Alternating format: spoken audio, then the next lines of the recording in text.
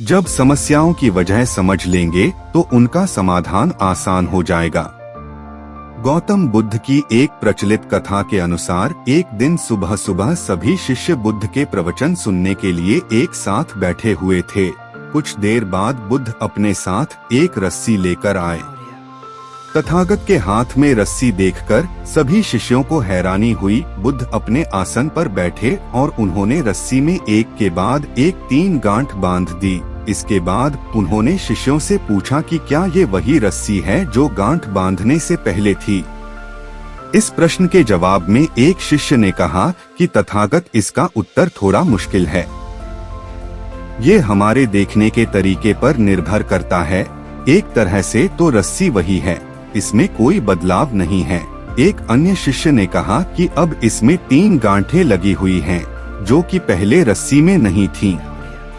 इसे बदला हुआ भी कह सकते हैं। कुछ शिष्यों ने कहा कि वास्तव में मूल रूप से रस्सी वही है, लेकिन बदली हुई दिख है, लेकिन इसका मूल स्वरूप बदला नहीं है। शिष्यों की बात सुनकर बुद्ध ने कहा कि आप सभी सही बोल रहे हैं। अब मैं इन गांठों को खोल देता हूँ।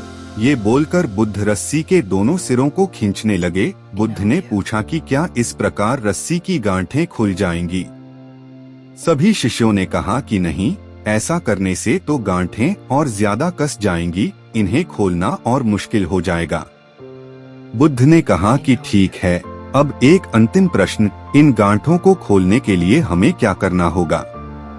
शिष्यों ने कहा कि हमें इन गांठों को ध्यान से देखना होगा, जिससे हम जान सकें कि इन्हें कैसे लगाया गया है। इसके बाद हम गांठें आसानी से खोल सकते हैं। बुद्ध इस जवाब से संतुष्ट हो गए और उन्होंने कहा कि ये सही बात है।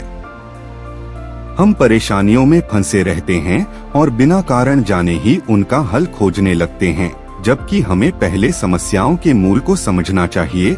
जब समस्याओं की वजह समझ आ जाएगी तो उन्हें सुलझाना बहुत ही आसान हो सकता है।